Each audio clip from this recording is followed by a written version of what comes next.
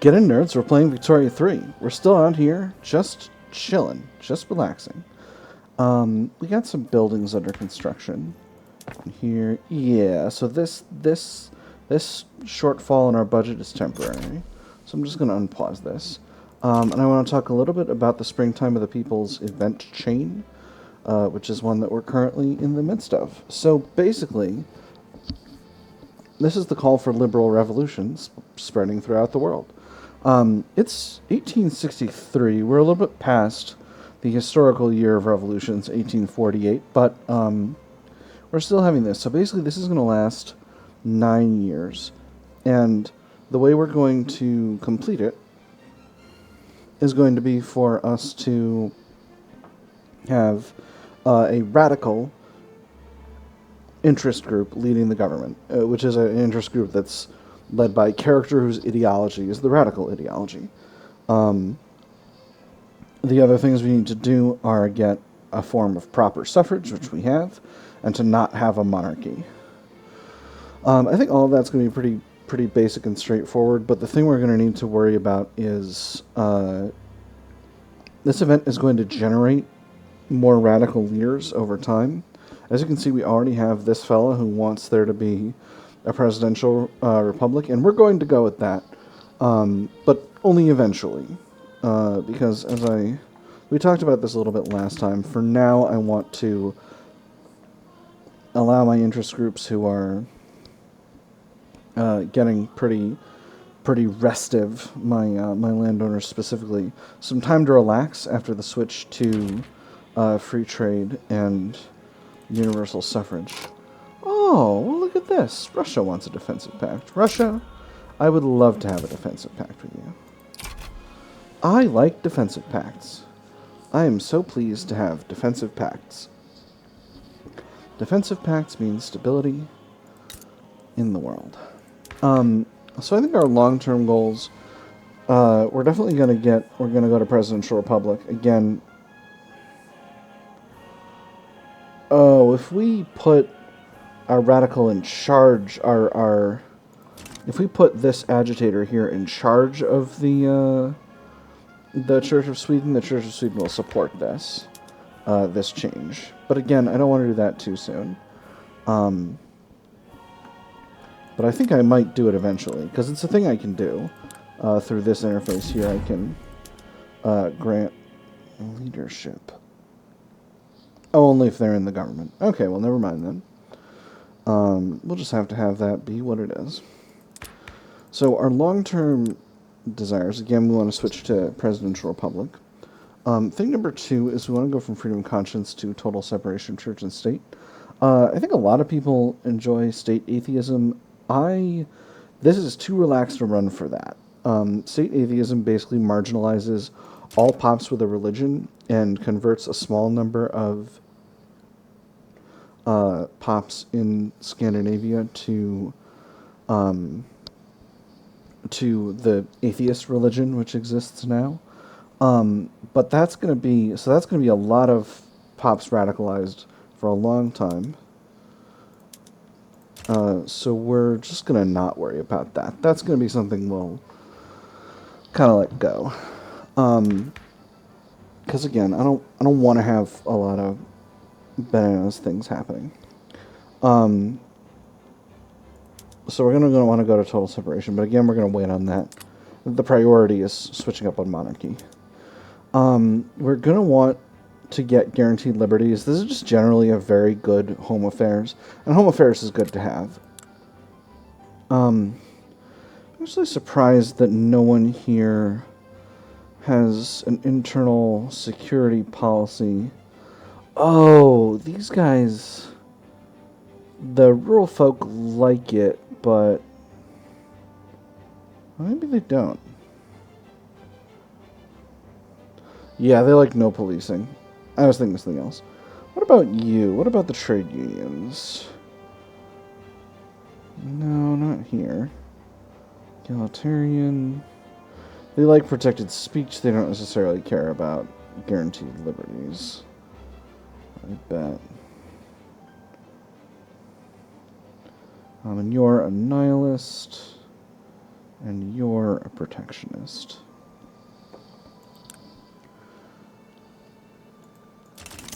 Oh. Alright, here we go. So, a voice for the liberalism currently on the rise has resonated with the rural folk. I don't know what to make of this new style of politics. It seems tactless to make demands this recklessly. When one argues with the premises for what constitutes political tact are themselves flawed, a bit of tactlessness can help drive the point home. It must be heard. So this puts a radical in charge of the rural folk, or this is far too extreme for Scandinavian politics, and this makes the rural folk really mad. So let's look at where the rural folk are. They're currently forming their own party. If a radical gets control of them, they will join the Radical People's Party. And I definitely don't want that, because they don't align with these folks. So unfortunately, I'm just going to have to take this, I'm just going to have to take that, that opinion penalty and live with it. Let me see. They're probably unhappy about the switch over to free trade, because they kind of like mercantilism, okay. But they'll get over that. So right now they're just doing a, sorry, let me mouse over that, let that go a little longer. They're just doing a thing that's making my text spread worse. Text spread worse for everything. That's pretty rough. That's pretty rough, man, not gonna lie. I see, so you're a radical. So you're joining the movement to enact presidential republic. That actually might work in my favor. But again, I can't do that yet, because I need to wait for the landowners to calm themselves right on down. In terms of construction, we're still building up cash. I think that's right. We're still working on getting up to steel frame construction. I did finish out. Let me set this back up here. Oh, we're short on lead. Great Britain, I don't desire to be in your customs union. It's a lovely offer, but I would prefer not. Set that up back up to speed 3. Sorry, I'm looking at my market to see how much I can switch up to. I have 1, 2, 3, 4, 5, 6, 7 construction sectors still on iron frame, and I would like to get up to steel frame. But apparently, I have a bit of a lead shortage. So, unless the private sector is already handling it, they are. All right, wonderful. So I don't need to necessarily concern myself with that. The private sector is handling it. In terms of glass, we're doing okay. If we switch fully over to steel, we'll need 272 additional glass, 68 additional explosives and tools, and 340 additional steel. How are we doing for steel, first of all? Well, we're doing just fine for steel. Explosives, we're doing just fine. Tools, we're not doing great, but the change is not that significant. The glass part's the one that's difficult. So, how are my glassworks doing? Are you all still... You're hiring. You're fully employed. And you're fully employed. And these are short because of the shortage of lead. So as you can see, that's what this is indicating, right? These places are short, are having a little bit of a throughput issue because my lead mines are not providing them with the lead they need to do the work they want to do. So I think what we're going to do is we're going to wait until these construction projects complete. And then after that, we're going to... Oh, boy. We're going to do our thing. So we have a revolutionary of our time. This one's the trade unions. I'm going to do the same thing as I did before because I do not want... The trade unions are very loyal. Again, I don't want the Radical People's Party to be... getting another politician in it, to having another interest group in it, because what can happen is there's a size penalty for the government, and the more parties are in the government, particularly the more interest groups are in the government, rather, the less the less they'll be able to do, the less legitimate they'll be. So we have a significant increase in glass output. We're at about 500 glass output, so I think it's time to go to full steel frame construction. Excellent. And let's just take a look at... Okay, our glass demand is actually doing pretty okay. So I'm not necessarily... Let me just wait till the end of the week. Okay, that's moderate. We're doing well. The good word of the revolution. Proponents of liberal reforms are looking to spread their ideas to neighboring countries. What if the revolution fails? What if the Scandinavian people are not ready for these ideas? Then we will have to plant 1,000 seeds, and when Scandinavia is ready, the fruit of those seeds will those trees will seed our future. What we are, they will be. Hamburg gets echoes of revolution, or the contagion must be contained. So this angers the intelligentsia and industrialists. I'm going to do this. I'm perfectly happy with Hamburg becoming revolutionary, and the intelligentsia and the industrialists will be perfectly happy to do their thing. So, with that having been done, we're accumulating gold reserve at a good rate.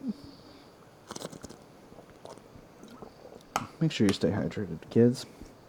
Hydration is very important. I don't know how... Oh, aren't we on free trade? We are on free trade.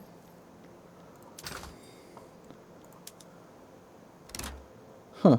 Strange. Our trade route exporting fertilizer to the Spanish market is inactive. Has the Spanish market become disrupted?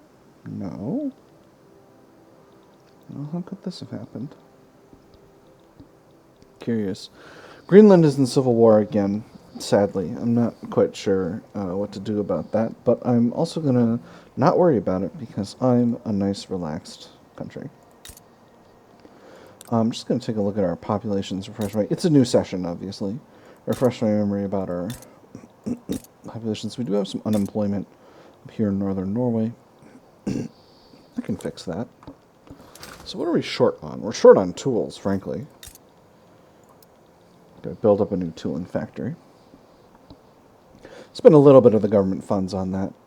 Take up a little bit of the construction capacity. Free market can do the rest. And this will put the investment pool back in a healthy surplus.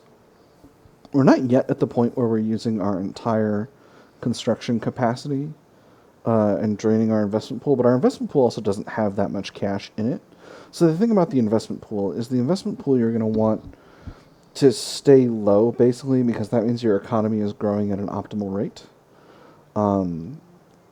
So you want basically as much of this to be used as can be used. Happily, despite the anger of our rural folk, we're doing really okay, all things considered. And with our government being legitimate as it is on account of us having hold of a huge number of oh my goodness, the emperor died. The emperor died and we have a new emperor.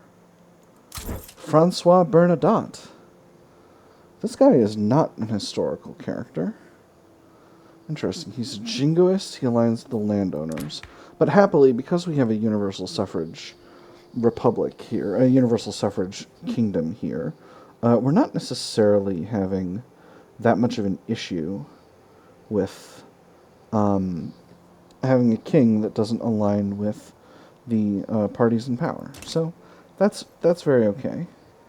Has one of our radicals passed? It seems so. I don't know what happened to him, but... Oh, perhaps he went to Hamburg. Wonder if I can see.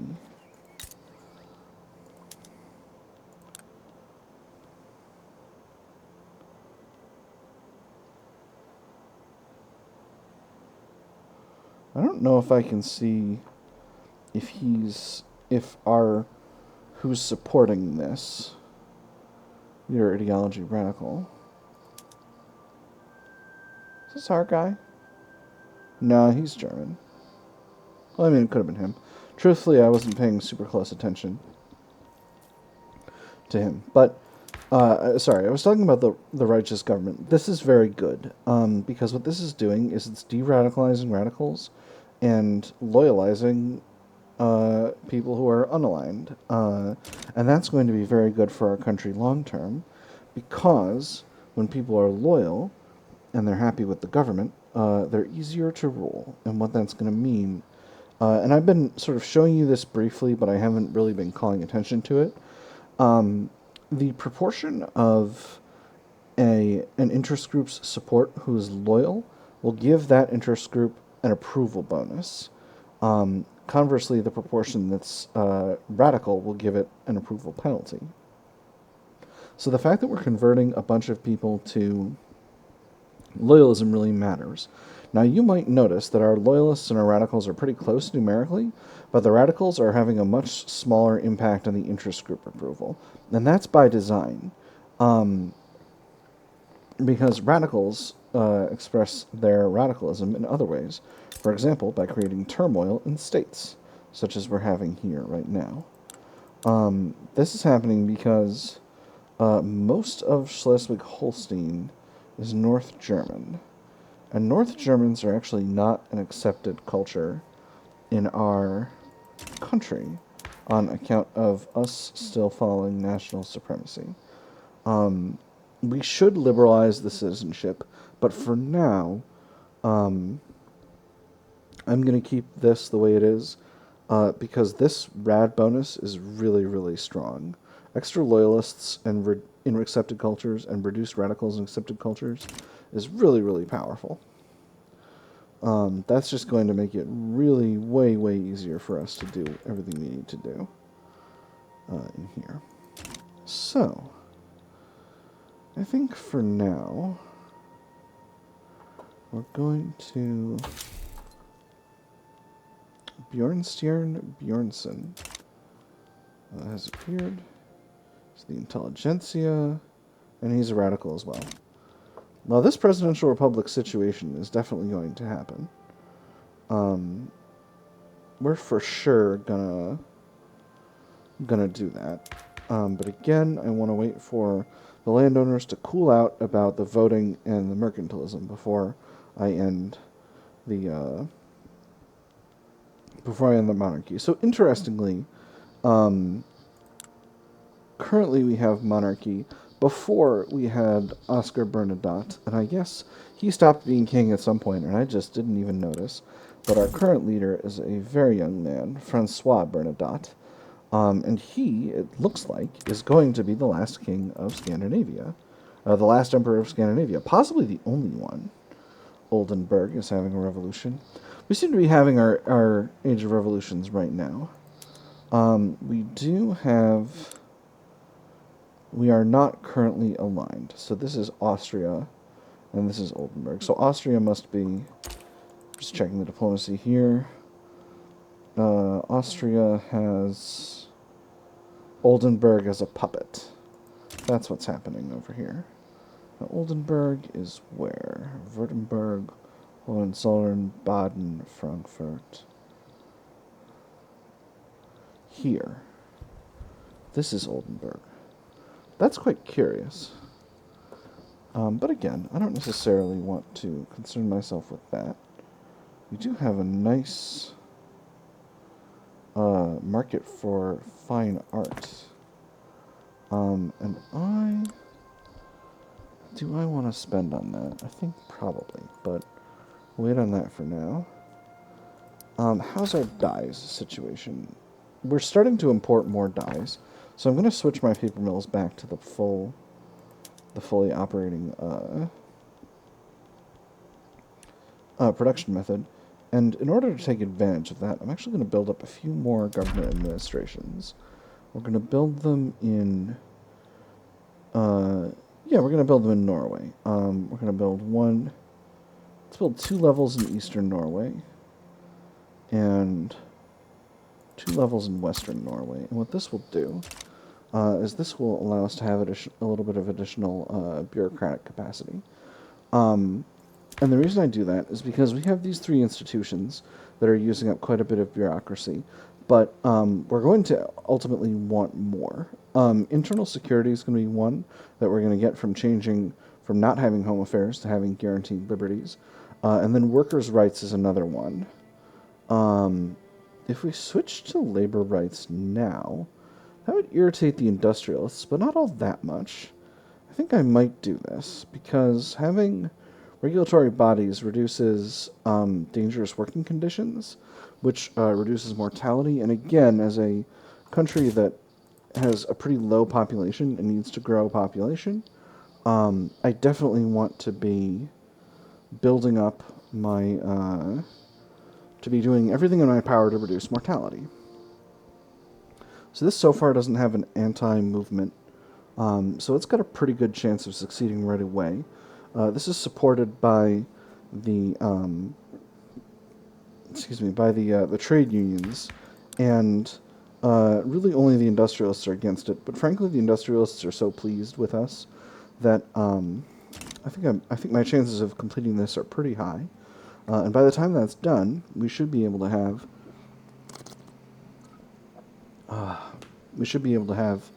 a movement get going to move from monarchy to a republic.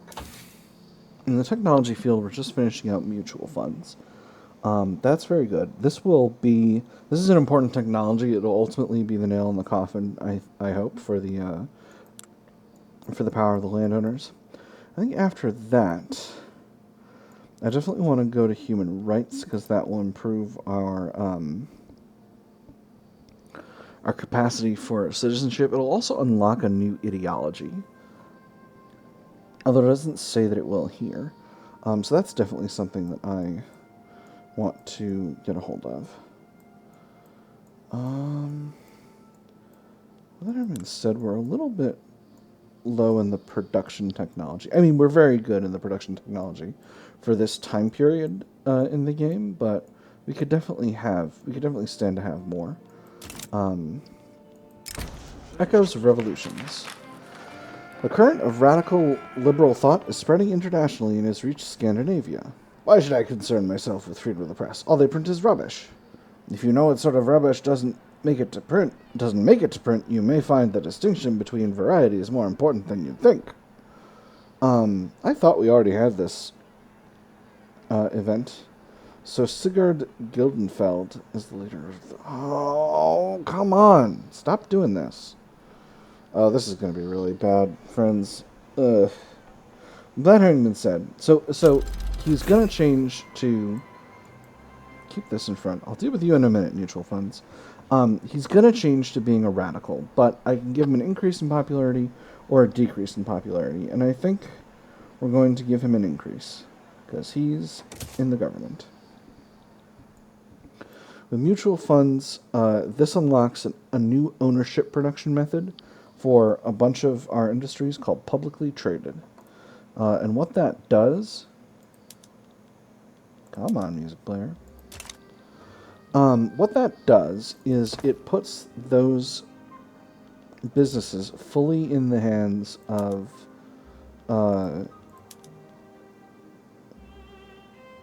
not doing that.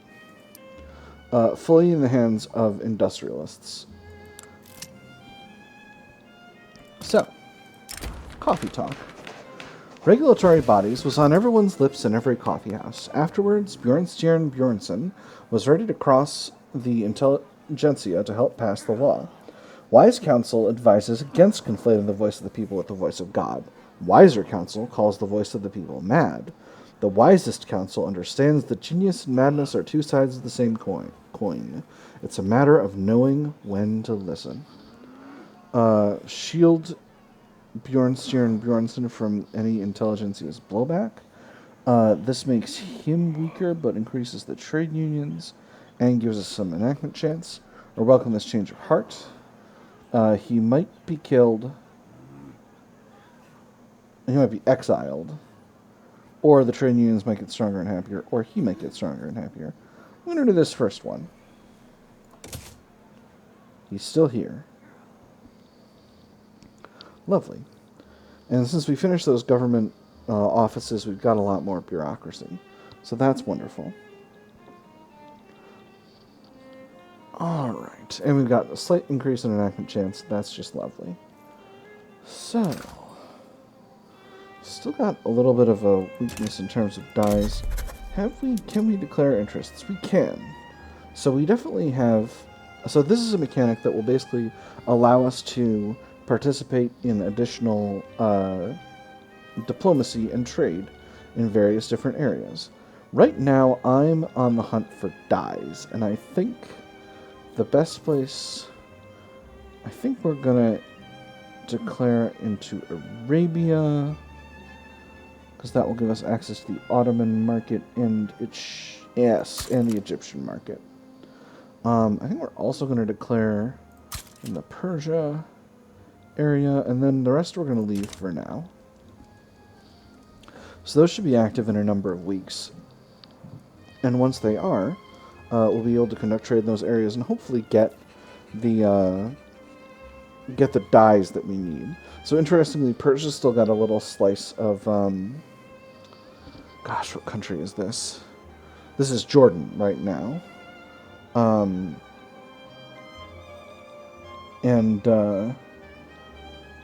the area is called Transjordan, but nowadays I believe this is the territory of the country that's Jordan.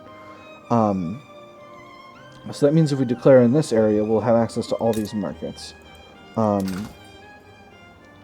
interesting. Egypt is in the Russian market now.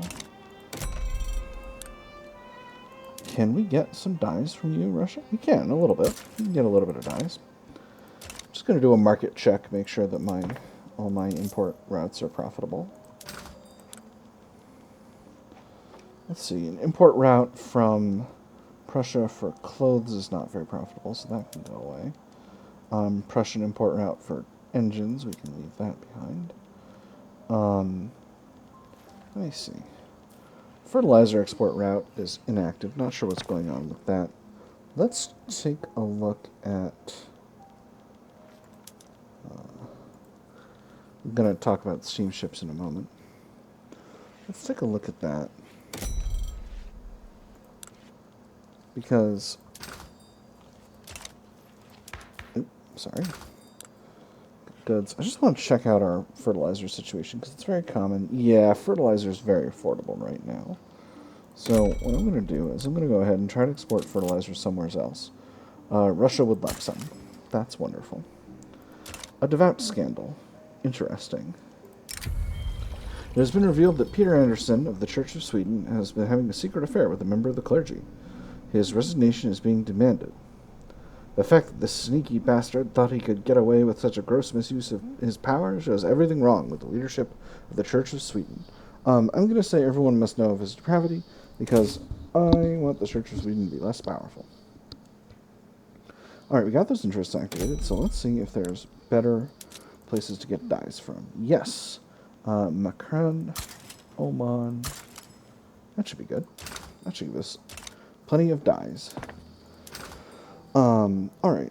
Market for porcelain is doing okay, but we could produce more porcelain out of our glassworks by spending more dies on them. So I think I'm going to go ahead and do that with at least one. Yeah, here we go. It says it's making it less profitable. In my experience, though, let's try to sell some porcelain abroad, because, oh, look at that. Russia will just buy oodles and oodles of porcelain. Wonderful. So that will be very profitable, and I think that means we can do it with the other one as well. So these are going to lose profits slightly. Our die situation remains stable. Let's do another export route for porcelain. Let's see who else is buying. The British will buy... Oh, the Ottomans will buy it at a wonderful price. Oh, excellent. Well, look at all this. Marketplace of the world. The Scandinavian market has grown famous worldwide for being welcoming and open to foreign trade. I am going to look at this event, by the way. We will enjoy the most exotic foods from the most distant markets, not through conquest or subjugation of foreign peoples, but through offering them what we have in return. A nation which is confident in what it has to offer has no need for arms, except, of course, if the arm is what it is selling. So we can increase our exports or our imports. And I'm going to increase our imports, because that will be better for us. It will increase our standard of living. We also have an event here called Allies of Convenience.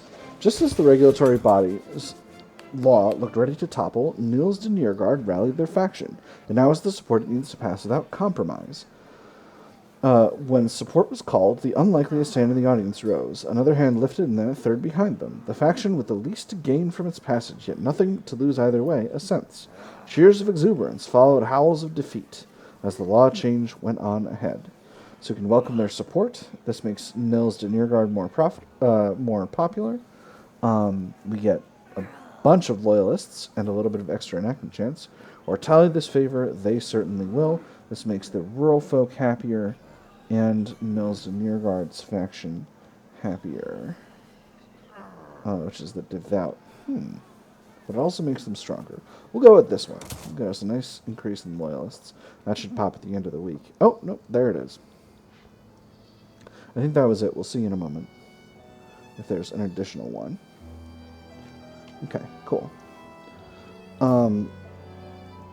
With that having been said, we seem to have started 1865. We'll go to the middle of 1865, and then we'll call it for the episode, I think. This is proceeding apace. Again, we're having some continuing advance events here. Come on. We're having plenty of advance events here, so that's making the success chance gradually more likely. I'm hoping we can knock this one out. Exile from Prussia has become available. Our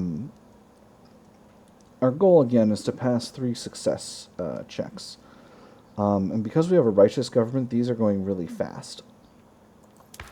Again, we're basically doing this while we wait for our landowners to relax a little bit. Although, actually, I think it turns out that, frankly, now that we can get our rural buildings publicly traded, we actually don't need the landowners really at all. So let's get started with that.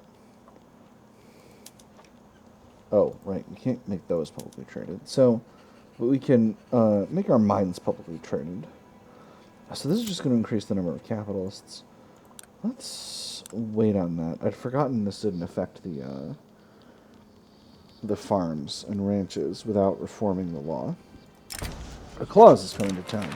The Church of Sweden and intelligentsia are jockeying for minor but favorable concessions regarding regulatory bodies.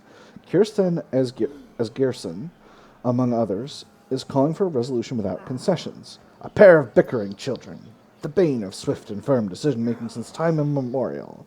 Regardless of age or pretense of education, the beats rhyme every time. 2 groups want something, and will make it someone else's problem until they get it. The problem, then, is which baby to hand the bottle to. I can let them bicker. This makes Kirsten of the rural folk more popular, and it increases his attraction while giving us extra enactment chance. Or throw a bone if it will silence them. Ooh. That's a good question. I think the rural folk are already very powerful in our country, so I'm not necessarily concerning myself with that. So I'm going to go with this one, and we're going to see. So the intelligentsia are very happy. The Church of Sweden could be happier. So we'll see. Yeah, we got the intelligentsia. That's just fine. I'm not necessarily worried about that. Moving right. Are you going? Alright, anyway. Sometimes I find I need to do a little bit more work with the music player. Let's look at... I'm going to do a big expansion of the tooling industry. And the reason I'm going to do that is because I want to get some of these automation methods going. So let's see. Where have we got some labor available? We've got a certain amount of labor available in Jutland. So let's go there first. We've also got some radicalization in Schleswig-Holstein. So that's a good place to go next. This is going to, again, it's going to reduce our government profits, but that's okay. Our government surplus, but that's okay. Another thing I want to queue up. Ooh, excellent. 1 out of 3. Another thing I want to queue up is a small military expansion. Nothing serious, but I just want to get us up to a point of having a little bit more formidable military than we currently have. And I like nice round numbers, so I'm going to round out these numbers. So let's see. That's going to be an increase of 23 to our current amount of 72. Let's make it a nice even 100. So put some military in Norland as well. Excellent. Oh, this is actually quite good for us.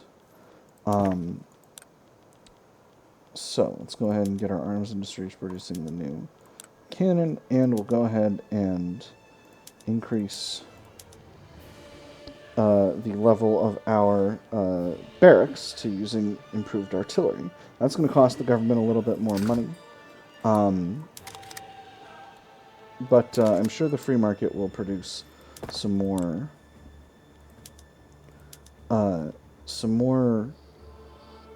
munitions plants over time as we get going here. With that having been said, we're in the middle of 1865, and that's where I said I was going to call it, so that's what we're going to do. Friends, I've had fun. I hope you've had fun. I'll see you all on the other side.